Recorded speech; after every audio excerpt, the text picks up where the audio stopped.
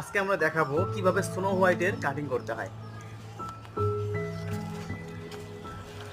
এই গাছের স্টিকটা যখন একটু লম্বা হয়ে যাবে তখন আমরা এখানে একটু 1 ইঞ্চির মতন হাইট রেখে বাকিটা কেটে নেব। কেটে নেওয়ার পর এখানে যে আমরা 1 ইঞ্চির মতো হাইট রাখতেছি, প্রতিটা পাতার গোড়ায় কিন্তু এদিক দিয়ে কি গাছের চোখ আছে। এই গাছটা যখন আমরা রেখে দিব কিছুদিন পর দেখা যাবে যে এরকম কি ডাল বের হবে। সো এই ডালগুলোই আবার দেখা যাচ্ছে 2টা ডালেই 2টা গাছ হবে, আবার এই পটটা পুনরায় ভরে যাবে। এইভাবেই স্নো হোয়াইটের গাছে কাটিং করা যায়।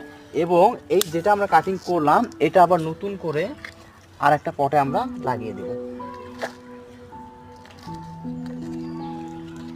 এই যে আমরা এখানে যে কাটিং করেছি এর এখানে কিন্তু দেখা একটা শিকড় আছে, এরকম শিকড় রেখেই কাটিং করতে হবে।